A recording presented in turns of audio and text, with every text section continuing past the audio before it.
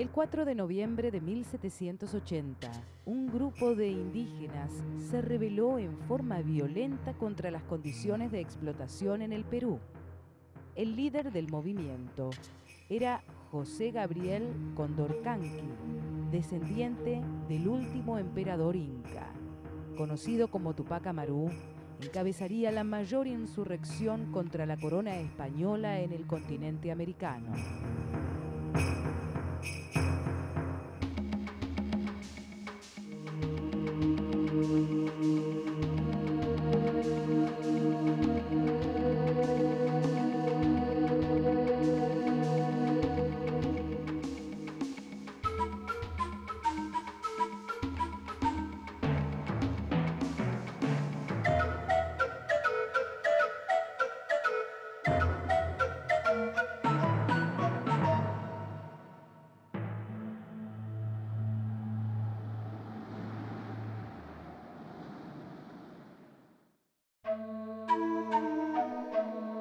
El pueblo inca se instaló en el Valle de Cusco alrededor del año 1100 de la era cristiana.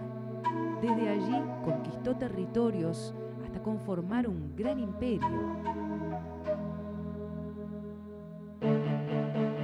Cuando los españoles llegaron a América a fines del siglo XVI, el imperio inca dominaba parte de los actuales territorios del Perú, Bolivia, Ecuador, Colombia, Chile, Argentina y Brasil.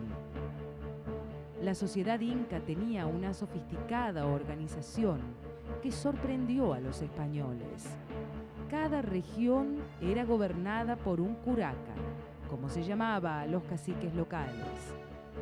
Administraban varios clanes familiares de campesinos que trabajaban en forma comunitaria. Además, todos los incas debían trabajar para el Estado por turnos, en lo que se conocía como la mita.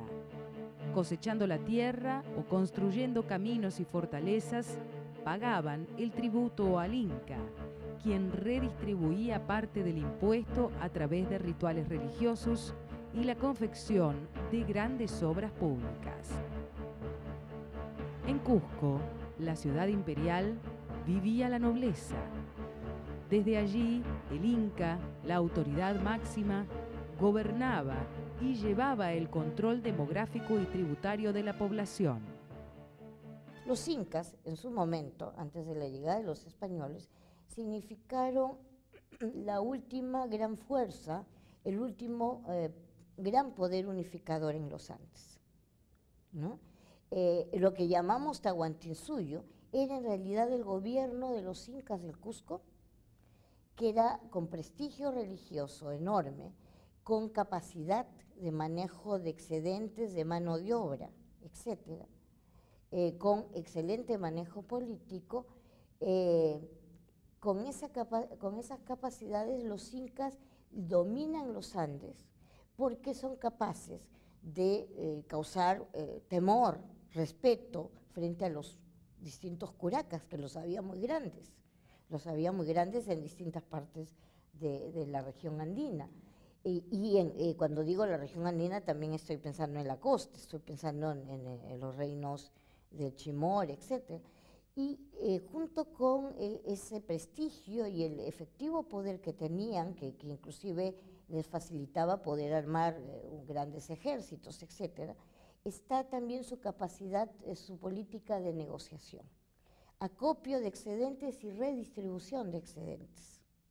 Por lo tanto, las dos cosas, el poder político con este manejo de recursos, hacen de los incas muy poderosos. Diversos aspectos daban cuenta de una gran civilización. Los incas contaban con avanzados sistemas de riego, canales y acueductos, puentes colgantes y una red de carreteras que comunicaba todo el imperio. Las expresiones culturales se apreciaban en las piezas de orfebrería en oro y plata y en la construcción de grandes palacios y fortalezas como Machu Picchu o Sacsayhuamán en el Cusco. Los conquistadores españoles sometieron al pueblo inca y destruyeron la organización del imperio. El último emperador inca, Tupac Amaru I, fue ajusticiado en 1572 por el virrey Francisco de Toledo. Tupac Amaru es apresado cuando, durante la época del virrey Toledo, en 1572, se ataca en la región de Vilcabamba por una serie de sucesos, pero básicamente porque, entre otras cosas, Toledo se había propuesto, había venido con el encargo real de ordenar el virreinato, de dar fin a una serie de problemas, organizar la mita, organizar definitivamente el virreinato y terminar con el problema de la rebelión de la élite incaica, de la antigua élite incaica. Con la llegada de los españoles, la población indígena se redujo drásticamente. De los 2,5 millones de habitantes que había en 1500, apenas llegaban a 350.000 en 1750, diezmados por las armas de fuego y las enfermedades traídas del viejo continente, como la viruela y el tifus.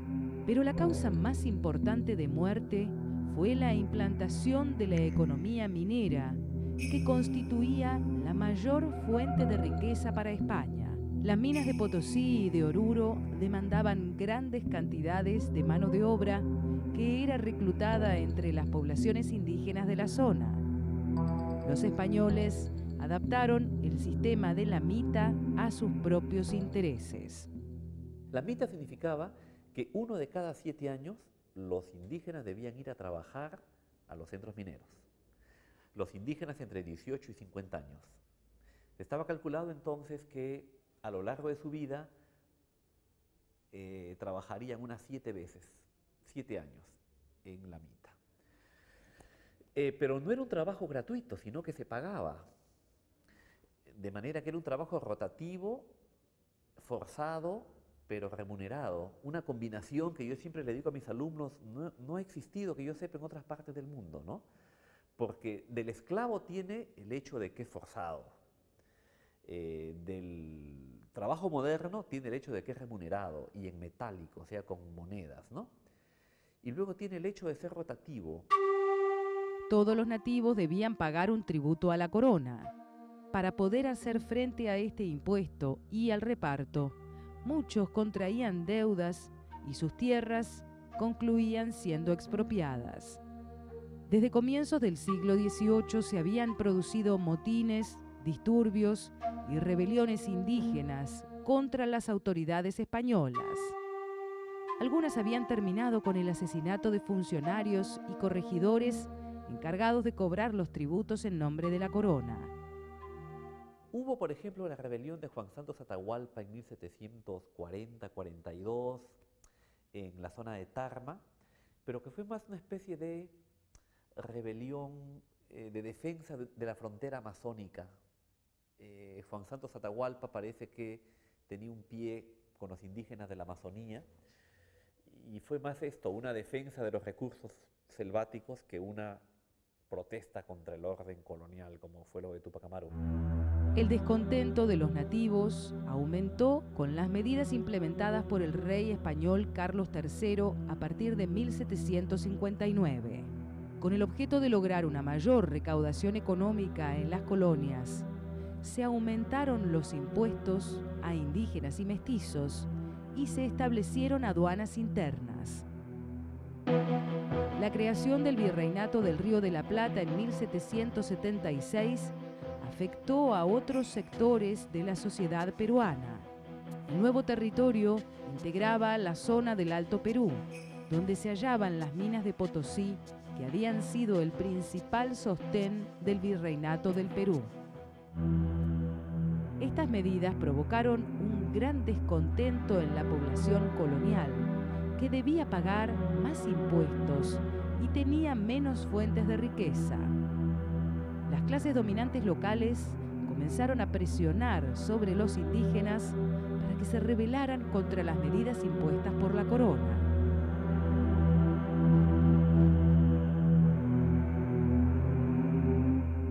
manera, desde mediados del siglo XVIII, los españoles se vuelven más eficaces y más ambiciosos.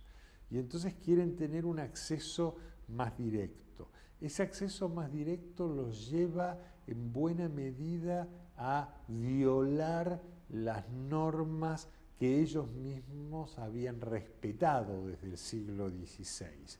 Y entonces empiezan a aparecer en todo el mundo andino el fenómeno de los llamados caciques interinos, en definitiva caciques ilegítimos, autoridades de las comunidades que son mestizas o directamente españoles, es decir, sin ninguna legitimidad, lo que genera conflictos políticos y el enfrentamiento con las familias cacicales que son desplazadas del poder.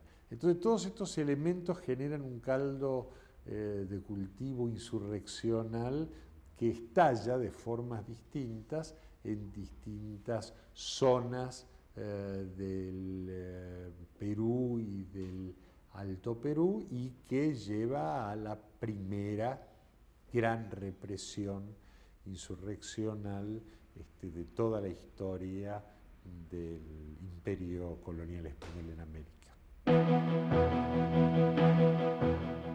A partir de 1780 se produjo una serie de levantamientos en las zonas del Alto y Bajo Perú. Alcanzó su mayor grado de violencia en las áreas próximas a Cusco y en Potosí, donde se encontraban las minas del Cerro Rico. Aunque tuvo diversos focos y líderes, sería conocida como la rebelión de Tupac Amaru. El ciclo de las rebeliones indígenas entre fines de la década de 1770 y comienzos de la de 1780 en el área andina fue sin duda el desafío insurreccional mayor que tuvo que enfrentar la corona española en sus siglos de dominación colonial en América. Y esto es así porque abarcó una zona muy extendida, una población muy importante, sin parangón en el resto del imperio americano. La más grande rebelión contra el poder español fue la rebelión de Túpac Amaru II de 1780, es decir, transcurridos los hechos de la conquista y derrotados los incas de Vilcabamba, que fue el último foco de resistencia inca, no hubo una amenaza para el virreinato peruano mayor que la de Túpac Amaru II, ¿no?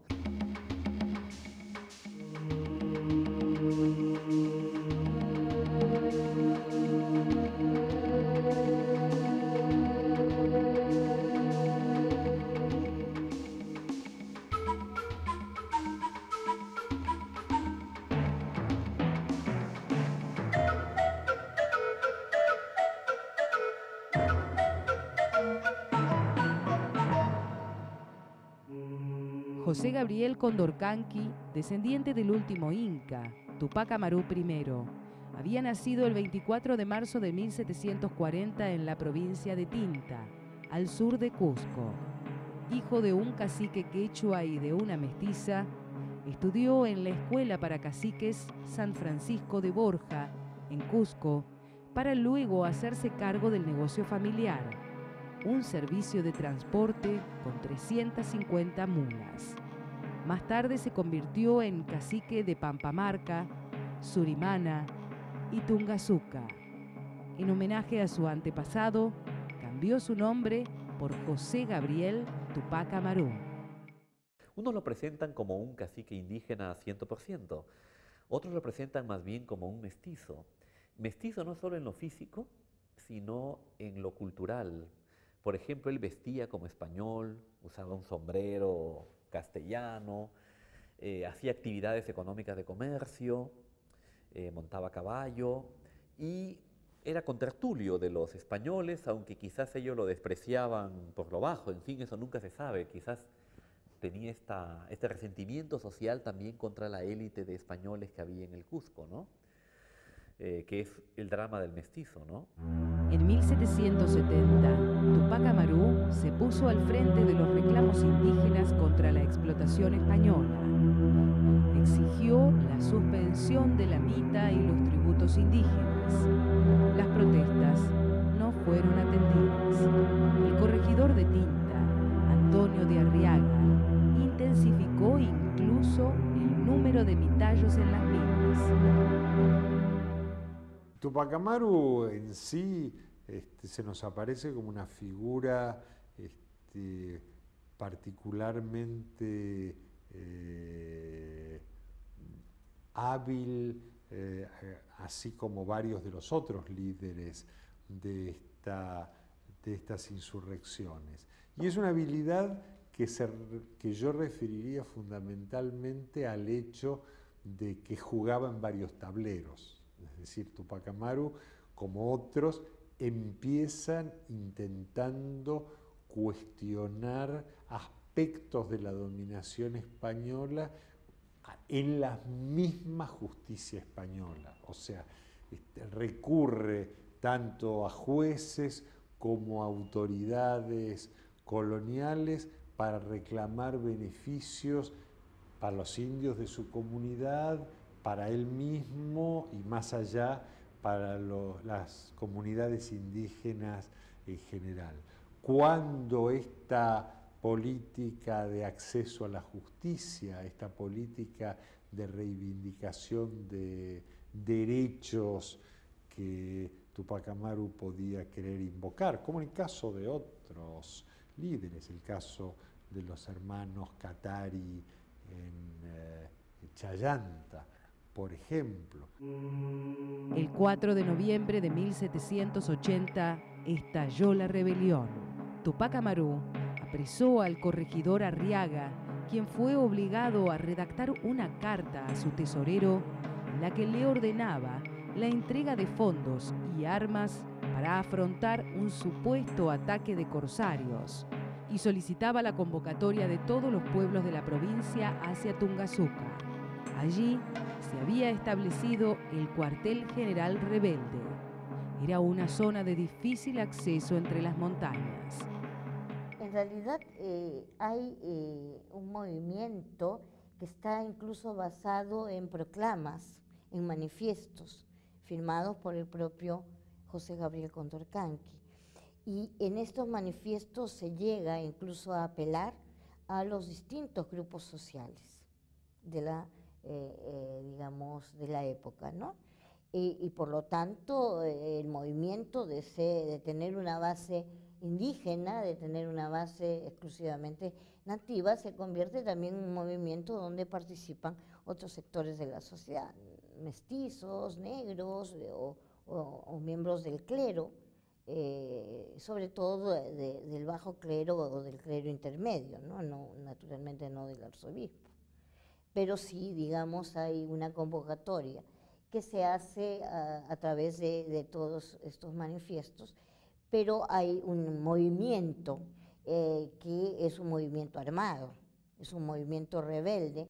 El 10 de noviembre de 1780, Arriaga fue sometido a un juicio popular y ejecutado. Tupac Amaru fue proclamado Inca, rey de Perú, Chile, Quito y Tucumán, y anunció una serie de medidas: la abolición de la mita, del sistema de repartos, de todos los impuestos y de la esclavitud.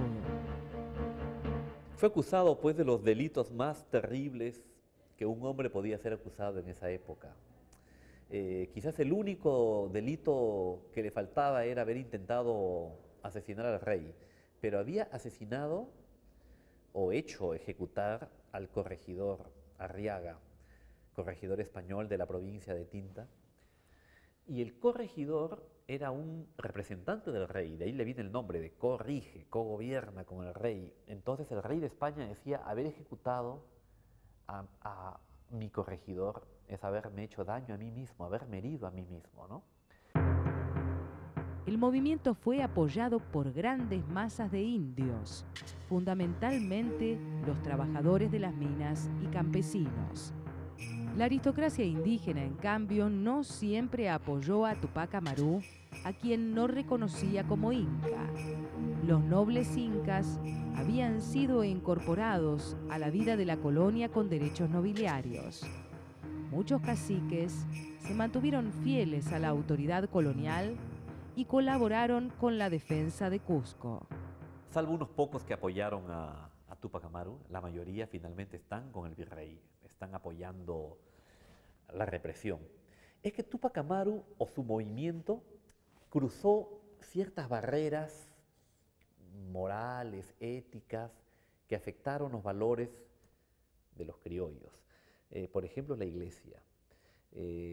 Los criollos finalmente podían estar descontentos con los peninsulares, podían estar descontentos incluso con el rey, pero atacar a la iglesia les parecía a ellos fuera de los cabales, ¿no? Al eliminar las cargas impositivas, el programa de Tupac Amaru favorecía a los criollos. Algunos de ellos apoyaron el movimiento rebelde. El movimiento revolucionario tuvo sus inicios en las regiones de Cusco y Puno, pero se propagó rápidamente hasta los actuales territorios de Ecuador, Colombia, Venezuela y el norte argentino. El 17 de noviembre de 1780, Tupac Amaru venció en Sangarará al ejército español. En lo que sería un grave error estratégico, decidió postergar el ataque a la ciudad de Cusco para preparar sus milicias. Hasta que llegaran las tropas del virrey desde Lima pasaban muchas semanas. Pero no logra tomar el Cusco o desiste de tomar el Cusco, cosa que es un enigma para los historiadores militares, ¿no? Sino que tras unos días de cerco, al ver que no era fácil tomar la ciudad, algunos dicen que al ver que quienes la defendían eran indios también, de los otros cacicazgos que te he mencionado, él decía: no puedo enfrentar a indios contra indios, aunque no sé si es parte de la leyenda romántica con la que se le ha rodeado, ¿no? Mientras Tupac Amaru concentraba sus fuerzas, los españoles también reagrupaban las propias. El virrey del Perú, Agustín Jáuregui, envió desde Lima un ejército de 17.000 hombres armados al mando del mariscal don José del Valle. El 8 de enero de 1781, Tupac Amaru fue derrotado en Cusco. La derrota que él sufre cerca del Cusco, huye a caballo con algunos lugartenientes leales, pero no escapa muy lejos, ¿no? Y en parte no escapa muy lejos porque el campo le había sido envenenado. Es decir, los pueblos indígenas no estaban todos con Tupac Amaru. Hay varios historiadores que han trabajado a los pueblos que fueron leales a Tupac Amaru y los que fueron leales al virrey. En cierta forma podríamos decir que fue una guerra civil la de Tupac Amaru, indios contra indios, ¿no? Indios que apoyan a los españoles, indios que lo apoyan a él. Entonces, él, claro, cuando huye por el campo, no es que esté en territorio amigo, ¿no? Sino que puede ser delatado. Y de hecho, pues parece que lo es, ¿no? El 18 de mayo de 1781, Tupac Amaru fue condenado a muerte y sometido a suplicio en la plaza de Huacaipata de Cusco. Estaba acusado de haber atacado a la iglesia, que no había delito mayor en esa época, haber ejecutado al corregidor, haberse levantado contra, en fin, contra el rey, que era casi como decir contra Dios en ese momento, de manera que la condena fue que su cuerpo sería despedazado por 4 caballos en la plaza del Cusco. Cada caballo sería atado a uno de sus miembros, así que tendría uno a cada brazo y uno a cada pierna. Previamente le habían cortado la lengua, la nariz, le habían sacado los ojos, no sé si las uñas, no sé si todo esto se cumple, pero está en el bando de ejecución. Finalmente fue decapitado. Sus miembros mutilados fueron expuestos públicamente en distintas ciudades del virreinato. Incluso se llegan a elaborar tradiciones orales que mezclan a Tupac Amaru del siglo XVI y a este llamado Tupac Amaru del XVIII. Y naturalmente se habla de la cabeza del Inca, ¿no? El gran mito de Incarrí, la cabeza del Inca que está enterrada en algún lugar de los Andes, que a partir de la cabeza va a regenerarse todo el cuerpo, que cuando esto suceda el mundo va a dar vueltas y por lo tanto la población andina va a recuperar, digamos, su poder, su sitial dentro de la sociedad. La rebelión de Tupac Amaru abrió el camino a nuevas insurrecciones y demostró a los colonizadores que las condiciones de explotación debían ser cambiadas. La corona española eliminó el sistema de repartos en 1780 y a los corregidores 4 años más tarde. La mita fue abolida recién en 1812 y los indígenas continuaron pagando el tributo hasta 1856, en que fue suprimido en el Perú ya independiente.